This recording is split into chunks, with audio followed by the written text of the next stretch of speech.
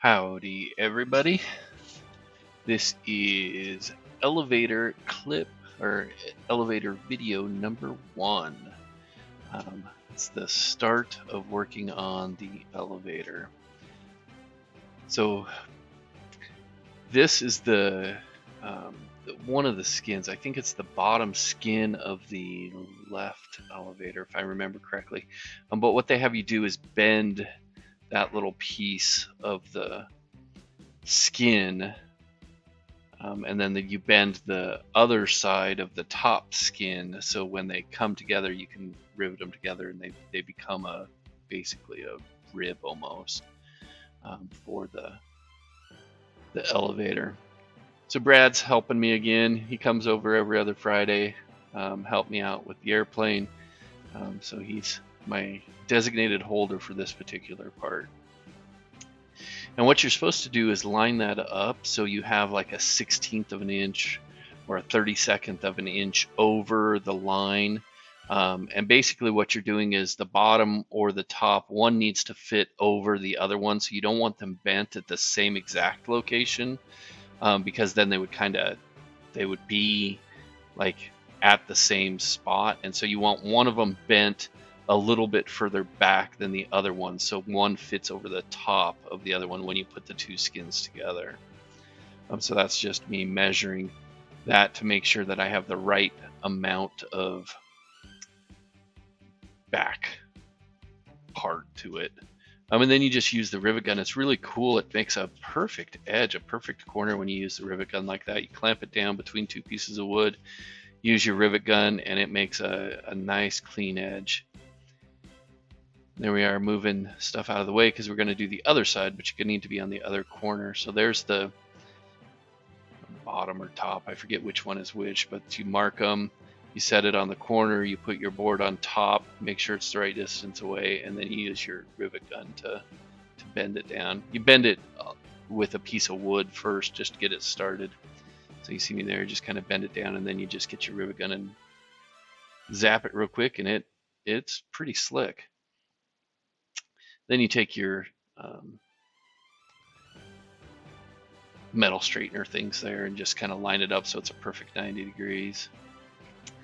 That is the rear spar to the elevator that you have to cut an angle to, on one of them. So you just cut the angle and then you're good to go.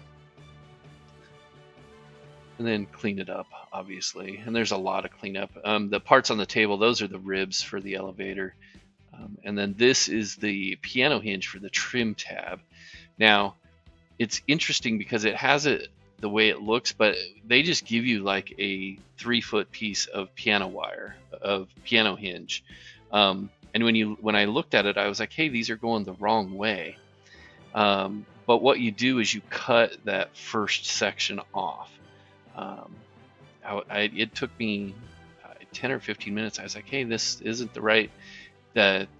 The one that it says is the forward one and the one it says is the aft one, they were backwards. Well, it's not backwards if you cut that beginning section off. It makes perfect sense because you're going to trim it up on the other side. So it's okay. I mean, you just cut one of the notches off and then you're set. You're fine.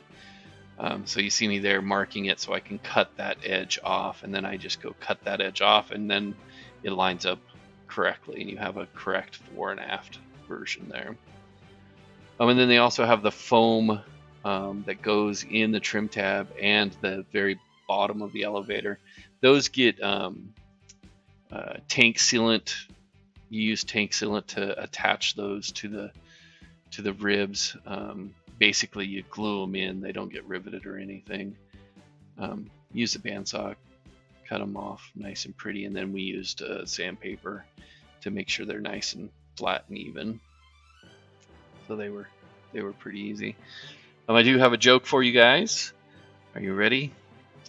We'll see how my daughter likes it. I'm sure she's listening to me right now. So the joke is, why should you never date a tennis player? Because love means nothing to them. My daughter liked that one. I thought it was pretty funny. So the foam is pretty easy to cut. What you do is basically you get spray glue and you glue the pattern on the foam pieces, and then you just cut them out. Leave the paper on there. It's not a big deal. And then we use sandpaper on our flat surface there and just made them look really pretty. And they fit really nice. It's pretty awesome. We did have to go search for the trim tabs themselves. They were up in the Vance box there in the back, so we had to go get everything out and then get the skins for the elevator and then the trim tabs. You'll see the trim tabs here shortly. There they are. And then we put everything back up so we don't step on it or ruin it, because that would be very bad. Dog's having fun.